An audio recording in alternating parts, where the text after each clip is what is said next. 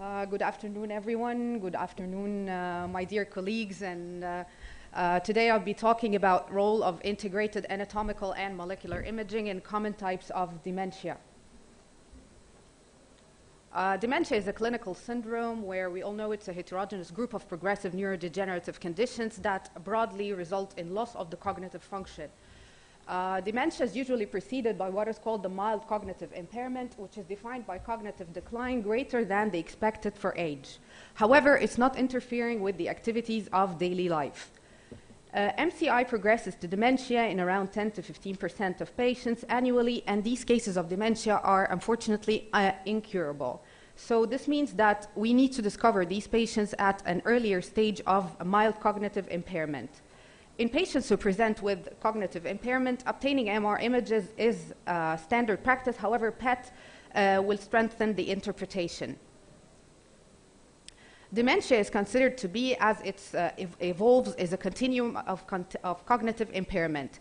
We pass through multiple stages, as you can see, where there is the preclinical dementia or the preclinical Alzheimer, where there is no symptoms, and then it's followed by the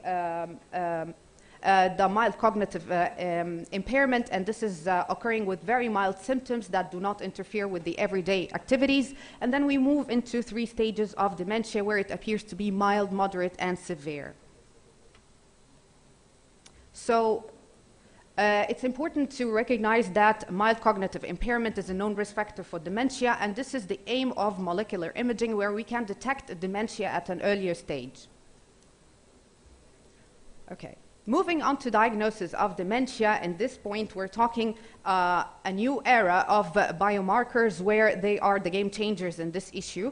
What do we mean by biomarkers? We mean that they are either distributed into structural brain imaging, which is what we mean of CT and MRI, and then the biofluid analysis, which is namely the CSF as well as the blood picture, and then imaging biomarkers, and this is our main issue today, which is the different techniques of PET-CT, SPECT, as well as molecular diagnosis. For CSF, we all know it's still an invasive procedure, and there also has been challenges in the standardizing measurements regarding the different biomarkers that we are detecting, including amyloid as well as tau. CSF analysis also does not provide us with the information about the spatial distribution of pathological findings, and it's unable to provide information about dopamine receptors status that can be revealed by SPECT or PET. In blood pictures, we usually detect other causes of dementia or altered sensorium, where they are for example, renal diseases, hepatic diseases, diabetes, and so on. So, by the end of this talk, we should be able to answer these 3 questions, which are the major challenges in the imaging of dementia. How can molecular imaging techniques be used in diagnosing diseases with dementia, such as Alzheimer? Our second challenge is that Alzheimer and other dementia have obvious symptoms. However, what additional benefit can molecular imaging bring in their diagnosis, and why is it necessary? 2/3 of the 44 million people who are suffering from dementia worldwide are in the developing countries. These techniques are very expensive. Is it realistic for these patients to get access to these diagnostic tools? Let's look for the answer together. This is a bird's eye view of dementia. In case you don't have any idea how do we image dementia, this is just a rapid overview of how imaging of dementia starts. We usually start by, as we mentioned, the structural imaging, which is mainly by CT, MRI, and then moving on to SPECT and PET-CT. The SPECT with the radiopharmaceuticals such as HEMPAO and ECD, they can cross the blood-brain barrier, and therefore they can have additional information about the cerebral blood flow. SPECT with iodine 123 ioflopane has been used for dopamine transporter imaging, which is also known as the DAT scan, and this is usually used to detect the integrity of the substantia nigra in Parkinson's disease and dementia with the Lewy bodies. PET images metabolism, protein deposition, and inflammation depending on the radiotracer used, and this is how we're going to see in details. PET-CT and PET-MRI are hybrid imaging modalities that provide concurrent functional and anatomical information. Finally, metabolic changes in the signature regions of the brain can be detected with PET-CT before the anatomical changes are visible. And this is why dementia imaging is a combination of structural imaging as well as functional imaging. So, let's start by the structural imaging, where we will have a rapid overview because this is not our main concern today. Structural imaging in dementia, we have to look at certain areas or certain pertinent anatomy to be able to detect early findings. For example, in cases of Alzheimer, you have to check the parietal lobe, as you can see here, especially the area of the precuneus, which is commonly affected in Alzheimer. Also, we need in the MRI protocol to enhance the diagnostic features, we need to look for the small field of view coronal oblique T2-weighted images, and they should be taken in a specific plane, which is perpendicular to the long axis of the hippocampus, and this is for the assessment of the mesial temporal lobe at the level of the mammillary bodies, as we can see in the image. Okay. There are various examples for structural causes of cognitive impairment, and still this is not the main idea today, but just to make a full coverage of the diagnosis of dementia. For example, in this patient had a dural-based extra-axial lesion that appears to be seen here on these coronal T2-weighted images, and this was a meningioma, and this patient presented with some cognitive impairment. In this other patient, this patient presented with 3-month history of progressive cognitive impairment, and then just going for post-contrast MRI, we can see that there is a huge heterogeneously enhancing mass lesion along the left frontal area, and this was later on pathologically diagnosed as anaplastic oligodendroglioma. In this patient, for FDG PET image, it shows this patient also presented with mild cognitive impairment, and it shows a markedly decreased uptake within the left temporal lobe. However, when we correlated with the unfused CT images, we can see that there is a small area of hyperdensity, which is surrounded by some edema, and this was an intraparenchymal hematoma. One of the most common and the most important to be early diagnosed causes of dementia, because it's a potentially treatable cause of dementia, is normal pressure hydrocephalus. And this patient was presented with dementia, gait disturbance, and urinary incontinence, which is the triad for diagnosing normal pressure hydrocephalus. MR images in this case show you that there is ballooning of the ventricular system entirely, even involving the aqueduct of Sylvius as well as the fourth ventricle. And as you can see on the sagittal images, there is no organic cause or there is no space-occupying lesion that would explain these findings. With the signal void in the aqueduct, this is diagnostic of normal pressure hydrocephalus. Okay. Moving on to molecular imaging, where we can see that PET can help detect pathophysiological changes decades before the symptoms onset. What we're talking about today is amyloid, PET, tau, PET, dopaminergic imaging, and new tracers for the neuroinflammation and synaptic density. Let's take them one by one. This is the first technique in molecular imaging, which is FDG PET, and as we all know, this detects the glucose uptake within the brain cells, and this reflects the integrity of the brain cells. This is a normal brain PET CT in the first picture, and it shows a high level of cortical uptake throughout the brain. In advanced Alzheimer, you can see that there is a cortical hypometabolism in the frontal and the parietal lobes, and the most important thing is the sparing of the sensory motor stripe, which is the area which is still having the reddish discoloration, meaning that it is still functioning well, and this is a characteristic feature for Alzheimer. For PET-CT, it creates a brain metabolism map, as the brain is almost entirely glucose dependent, as we mentioned. This is the preparation technique that we follow in our own department for PET-CT, where the patient has to fast 4 to 6 hours, and this is including no intravenous administration of glucose or dextrose, and to avoid caffeine and alcohol. And then the critical organ over here is the urinary bladder. Moving on to the second way of biomarkers or molecular techniques in the detection or the early diagnosis of dementia is the amyloid PET. Amyloid positive early Alzheimer's disease pathological findings, and it precedes the dementia by around 15 to 20 years. So this means it's significantly important to detect it as an early screening for dementia cases. Amyloid negative PET scans as well in a patient with symptoms of cognitive impairment, it rules out Alzheimer's disease. Areas of increased cortical uptake are abnormal and correspond to cortical deposition of beta amyloid plaques. And internal control is always taken as the cerebellum because the cerebellum rarely has abnormal amyloid accumulation, as we will see in the examples. For amyloid PET, there are no specific preparation features as you have seen in the regular PET-CT, FDG PET. However, here the critical organ appears to be the gallbladder. There are multiple currently used AB amyloid PET tracers. However, it's out of the scope of our talk today.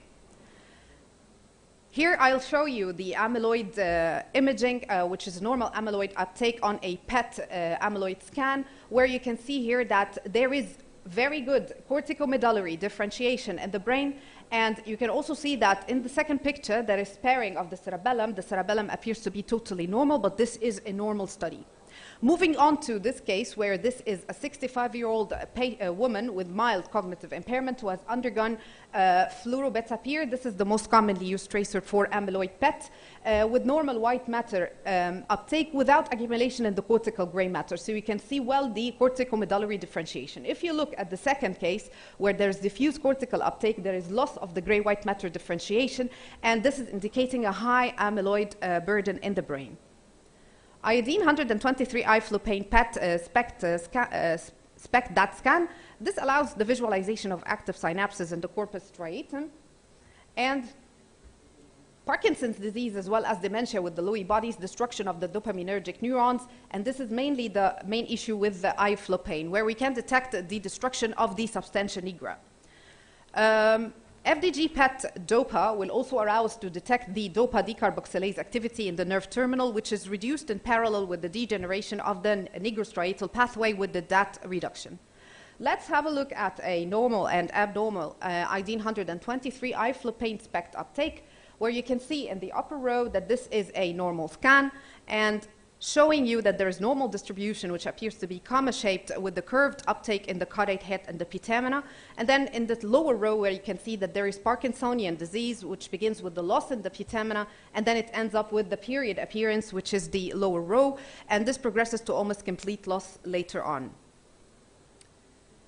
There are special considerations for iflopane SPECT preparation of the patient. We have to take care that, remember, this is an iodine-based tracer, so we have to give special considerations for the thyroid gland. So we give these patients an administration of 400 milligram dose of potassium perchlorate or potassium iodide solution, and this is mainly as well as Lugol's solution, and this is before the tracer injection, just to protect the thyroid from additional iodine uptake. Number 4 is in the molecular imaging is the tau-based PET, and just to know, as a simple definition, taus, they are proteins that will stabilize the neural microtubules in the normal brain. However, in cases of dementia, these taus, they undergo special changes where they will intermingle together and they form what is called the neurofibrillary tangles. Tangles, زي اللي هي عقد يعني knots. These are lying within the neural cells. However, if we compare with amyloid PET, with amyloid, which is in the pathogenesis of Alzheimer, you will find that these plaques, they are present in between the neural cells rather than within the neural cell. Tauopathies are characterized by the aggregation of the misfolded tau proteins. This is the normal and abnormal findings on tau PET images, where you can see in the first picture, this is the normal distribution in a patient with no significant tauopathy. However, in the second picture, you can see that there is this patient had cognitive impairment, and it shows discrete abnormal radiotracer accumulation within the right parietal lobe. These are the different currently used tau tracers, which are FDA approved. However, it's a little bit sophisticated for our talk. Tau PET can identify pathological subtypes. This is one of the take-home messages that are very important regarding tau imaging, because you can actually redistribute you can actually redivide Alzheimer's disease into different types, where you can see in the first row from above downwards, you can see the limbic predominant type, and then in the second row you can see the typical Alzheimer, where there's involvement of the mesial temporal lobe, and then you have the hippocampal type, where there is more likely affection in the neocortex.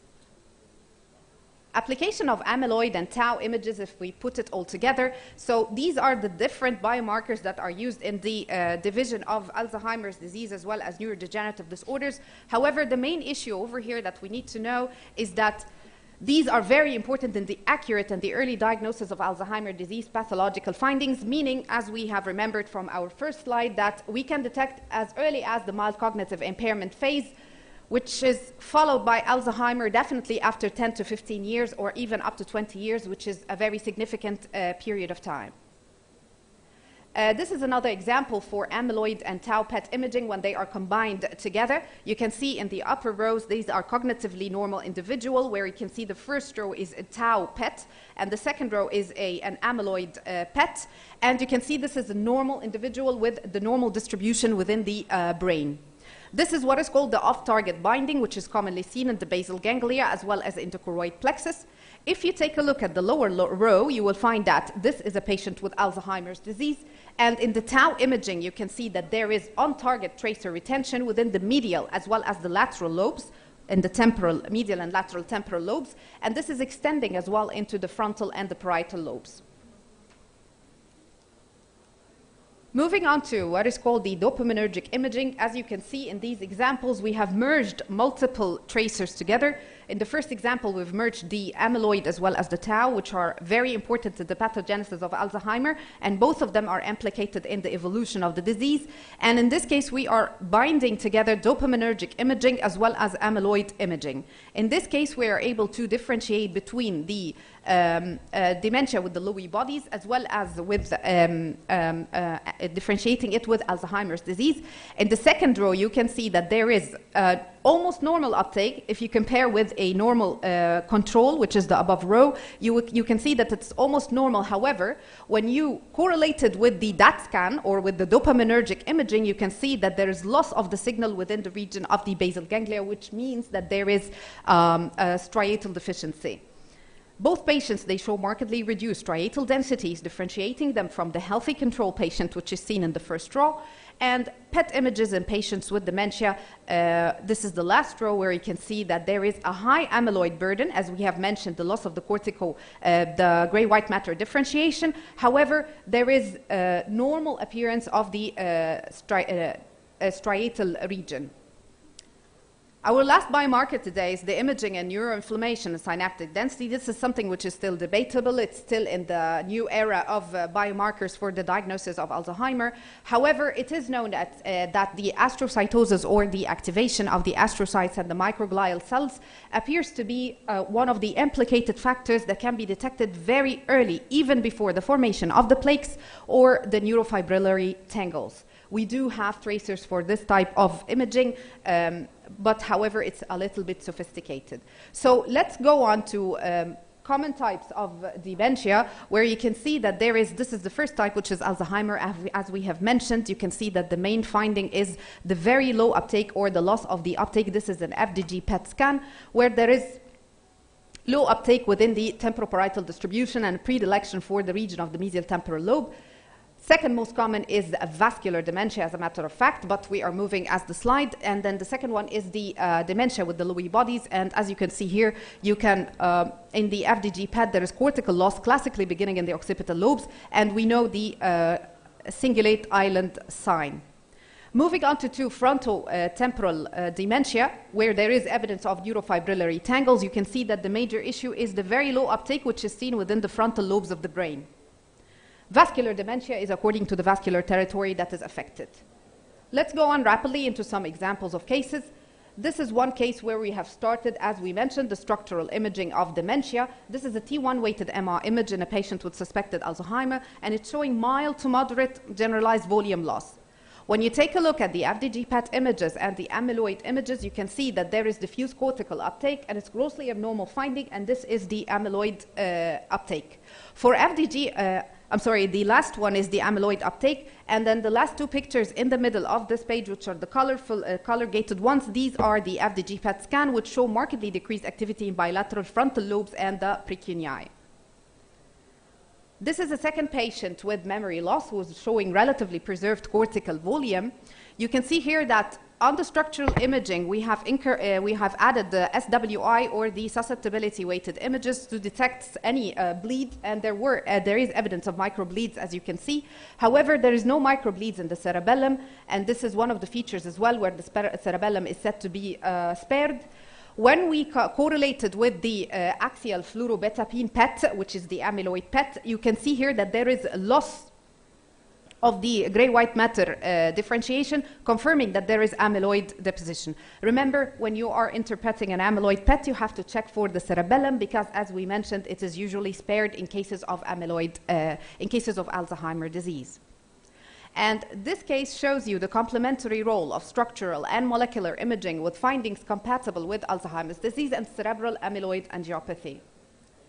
Moving on to dementia with the Lewy bodies, you can see here that this patient has got, in the structural imaging, we can see that there is generalized volume loss with significant occipital lobe involvement, which is a typical finding for Alzheimer. And then correlating with the FDG PET images, there is involvement of the occipital lobes, which is sparing the posterior cingulate, as you can see this triangular area in the last image. This is called the cingulate island sign, where there is involvement of both occipital lobes on both sides, but there is sparing of the cingulate gyri on both sides.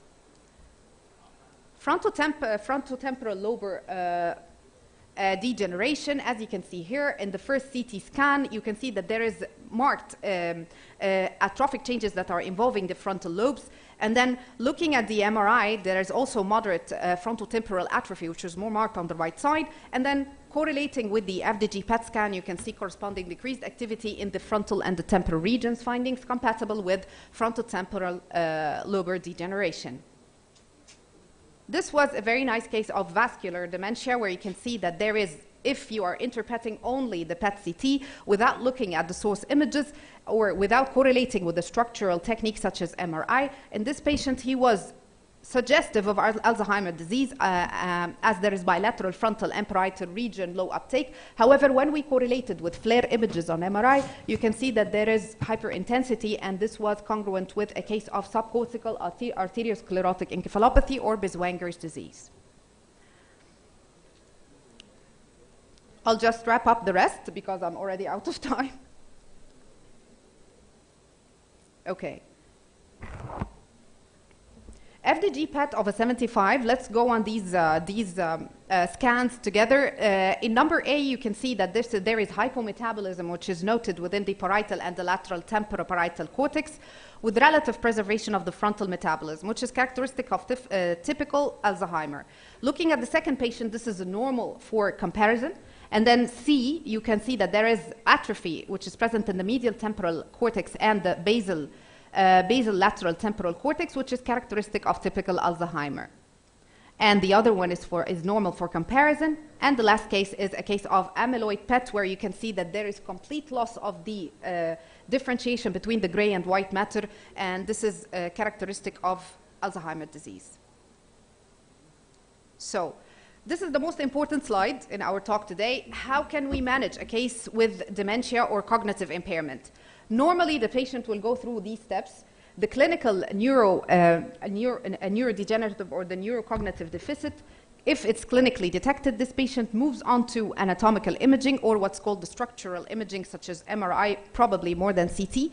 And then if by structural imaging we can diagnose any specific finding, then the patient is, we can find any of the structural causes, such as we mentioned, the vascular causes, the meningiomas, the tumors, and so on, or normal pressure hydrocephalus. You treat the alternative etiology. If there is nothing to be detected and this patient is presenting with a cognitive impairment, then we go for a classic diagnosis is made and no further is done if this MRI can detect the neurodegenerative pattern of Alzheimer or the different causes of dementia. What if the structural imaging with MRI is indeterminate, which is in the middle of this slide? We have to review the clinical history. If the patient is presenting with any Parkinsonian symptoms, such as or visual symptoms, we need to go for ioflopane DAT scan. If the patient is negative for that, then we have to go on to FDG PET-CT.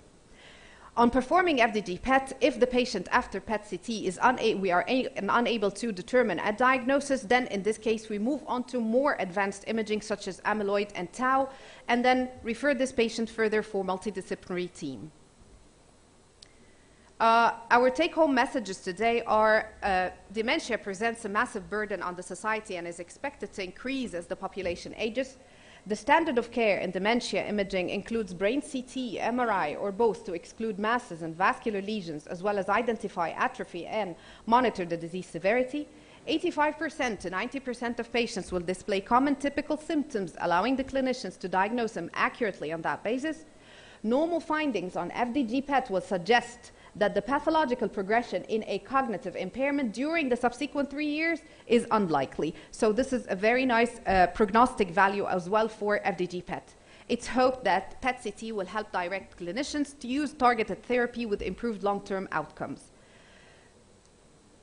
Molecular imaging is helpful in complex cases or when other conditions are present and it's not immediately clear to which disease symptoms are attributed to. For molecular brain imaging, of course, to be implemented, several professional societies have produced the appropriate criteria for brain PET-CT imaging so as to not waste our resources.